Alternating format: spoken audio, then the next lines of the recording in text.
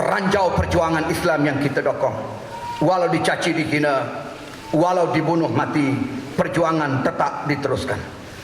Alhamdulillah, berkat kesabaran mereka selama 59 tahun, akhirnya mereka dianugerahkan oleh Allah kemenangan dengan revolusi 25 Januari 2011 yang lalu.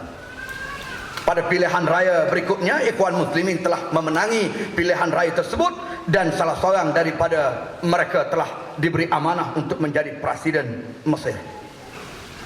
Sehinggalah akhirnya kuasa mereka dirampas oleh rejim tentera yang ada pada hari ini, menjadi episod gelap kepada demokrasi dunia yang akhirnya menyaksikan bagaimana Islam menjadi kuasa yang sangat digeruni oleh musuh di seluruh dunia.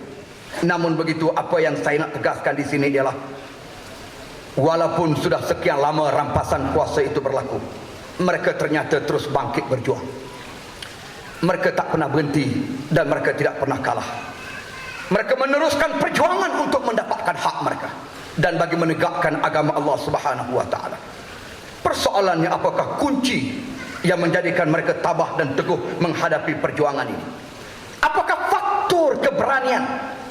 Apakah faktor semangat kebangkitan mereka yang tidak mempeduli halangan dan ancaman yang terpaksa mereka tempuhi? Saudara, tidak syak lagi bahawa kunci itu ialah keimanan mereka kepada Allah Subhanahu wa taala dan keyakinan mereka kepada janji Allah bahawa Islam ini pasti akan menang insya-Allah. Saudara yang dihormati sekalian, walaupun mereka terpaksa terperosok dalam penjara, jika usrah katibah itu satu tarbiyah, maka penjara dan seksaan yang mereka hadapi juga adalah merupakan satu tarbiyah yang mereka telah hadapi. Ujian ini menjadi tapisan Allah untuk melihat manakah hambanya yang benar-benar ikhlas berjuang istiqamah sehingga ke destinasi akhirnya. Justru itu pemuda yang saya kasih sekalian, marilah kita ambil iktibar itu. Iktibar daripada gerakan Islam yang dekat dan semasa dengan zaman kita yang berlaku di Mesir. Untuk kita sabar dan sabar dalam menongkak cabaran dan rintangan yang hampir serupa yang kita hadapi di negara kita berdepan dengan UMNO dan Barisan Nasional ini.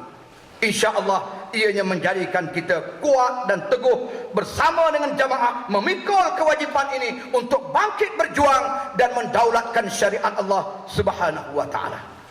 Sahabat perwakilan dan pemerhati yang saya kasih sekalian, sebagai muhasabah kita pada hari ini, sudah pastilah banyak pencapaian yang boleh kita banggakan, dan tidak kurang juga banyak kelemahan yang perlu kita perbaiki sepanjang tempoh perjalanan Dewan Pemuda PAS Malaysia pada kali ini. Pencapaian dan muhasabah tersebut secara bertulisnya telah direkod dan dibentang secara terperinci dalam buku laporan aktiviti tahunan yang akan dipersoal dan diperbahas oleh perwakilan dalam muktamar ini.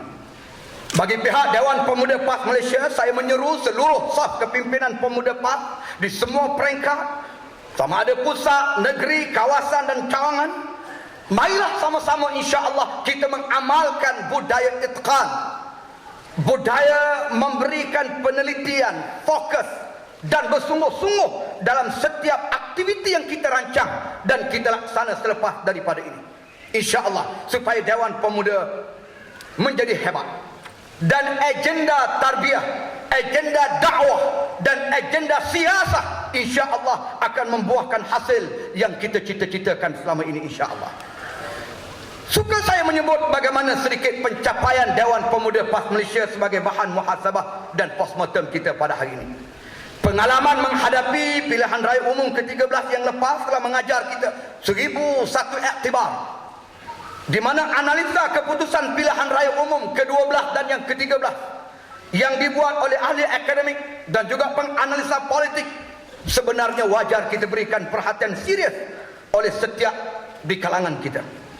Di samping laporan terperinci kekuatan jentera dan juga penguasaan undi, khususnya kepada undi muda mengikut saluran undi di setiap JPRU, JPRK dan juga JPRN. Analisa itu adalah untuk melakukan persiapan supaya kita dapat mempertingkatkan prestasi PAS dan Pakatan Rakyat bagi mendepani pilihan raya umum yang ke-14 akan datang, sekaligus untuk kita bangkit memburu kemenangan insya-Allah. Sebagaimana diajar oleh Allah kepada kita, ya ayyuhalladzina amanu ittaqullah wal tanzur nafsum ma qaddamat lighad. Wahai orang-orang yang beriman, bertakwalah kamu kepada Allah dan lihatlah apa yang berlaku sepanjang sesi yang lepas untuk persiapan di hari ini bagi kamu menghadapi sesi-sesi yang akan datang. Berasaskan kepada data pengundian PRU ke-13, politik Malaysia kini secara jelas sedang membentuk struktur dan pola yang baru.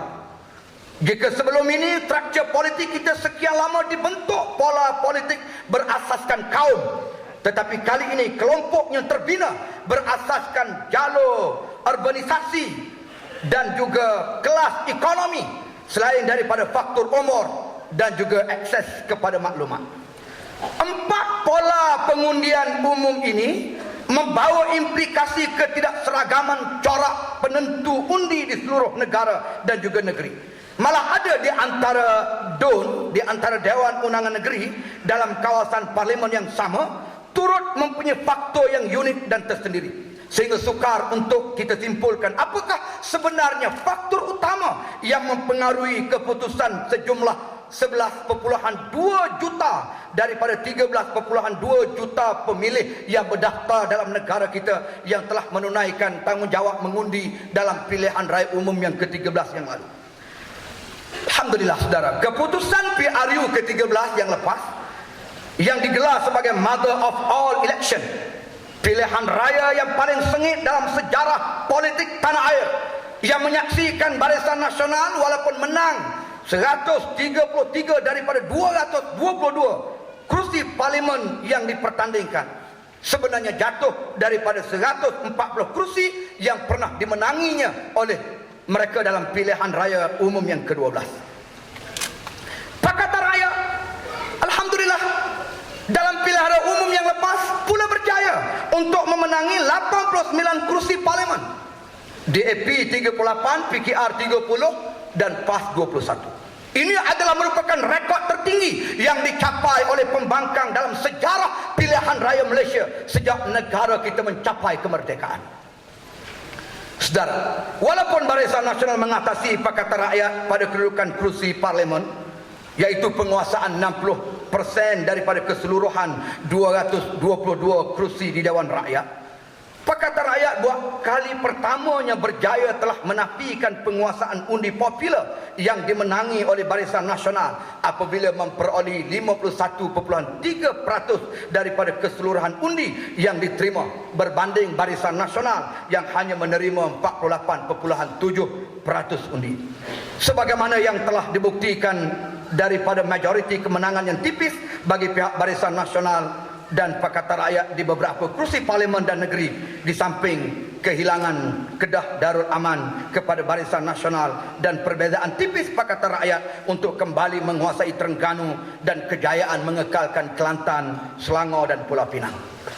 Saudara yang dihormati sekalian, malah hasil dapatan daripada Merdeka Center yang menyatakan faktor persepadanan pilihan raya yang diguna pakai sekarang turut memberi kelebihan advantage kepada Barisan Nasional dengan formula 70-30, iaitu dengan 30 populasi luar bandar dapat menentukan 70% kursi di parlimen, di mana Barisan Nasional menguasai blok pengundi ini, berbanding dengan 70% populasi bandar yang diwakili oleh 30% kursi di parlimen.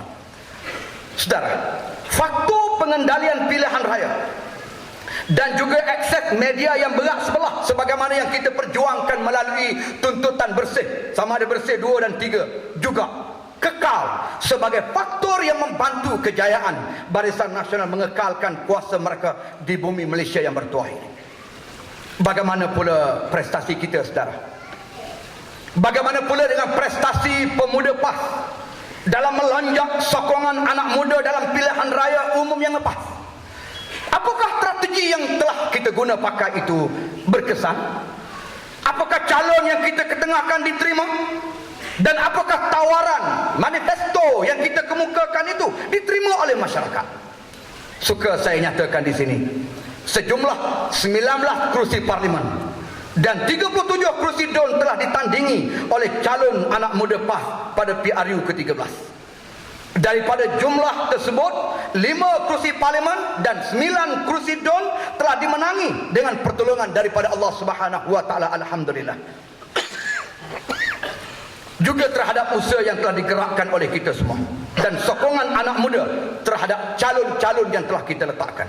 Dan suka juga saya menyatakan di sini bahawa tahap penguasaan undi anak muda di kursi parlimen yang ditandingi oleh PAS secara puratanya mengikut negeri sebagai neraca komitmen yang telah dan juga bakal dicurah oleh setiap ahli pemuda PAS telah mendapat lonjakan sokongan yang begitu memberangsangkan pada pilihan raya lepas, dan inilah yang akan kita bawa pada pilihan raya umum yang ke-14 akan datang insya-Allah.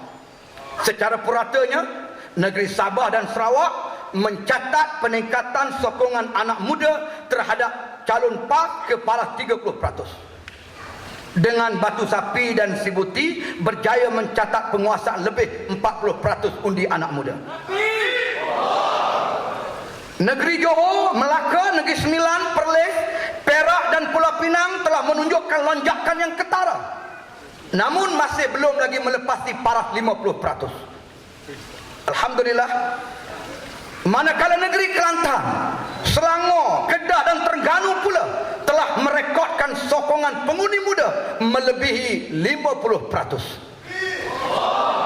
Secara spesifik, hanya satu kursi parlimen